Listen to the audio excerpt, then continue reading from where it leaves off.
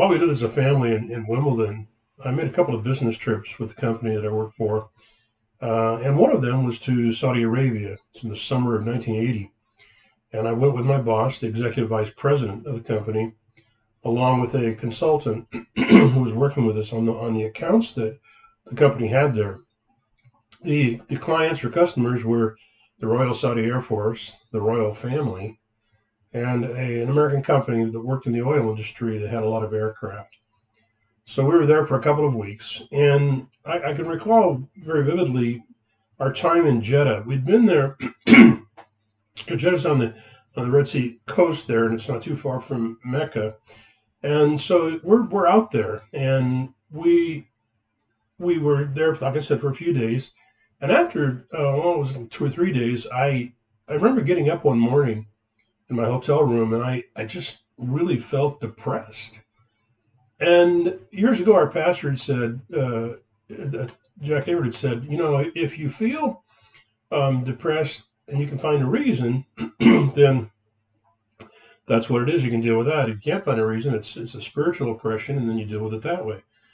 So I began to pray, and in that room, so close to Mecca, and there was of course no Gideon's Bible. There was a Quran, and there was a Qibla, the markup. Usually it's up on the ceiling, and it points to the direction of Mecca, so you know which way to pray. Now, so that I saw those signs there, right? So I knew I was in a different place. But as a believer, I felt depressed, and I thought, what is going on here? And it suddenly dawned on me and I later shared with my boss, who was also a believer, it dawned on me that when we go to the souk, the marketplace, and our friend would want to do some shopping there, we were the only believers. I didn't see a cross. There's no Christian university.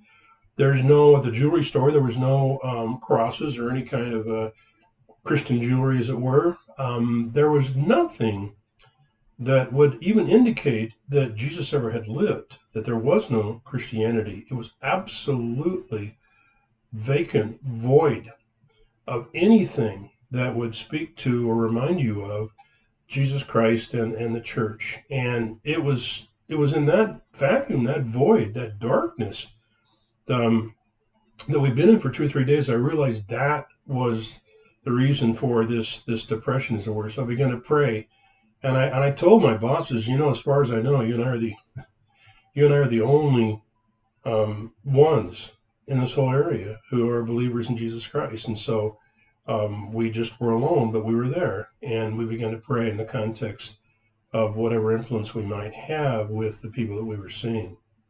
So that was it. Nothing, no visual sign at all that there was anything like the church.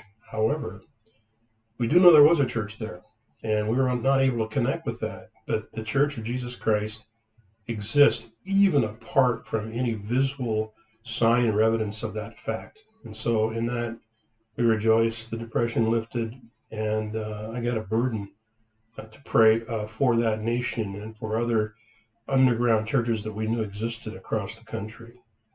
So that was it.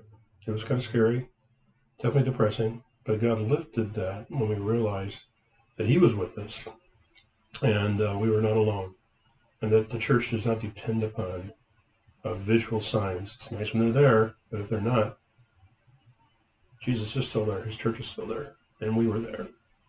God bless you.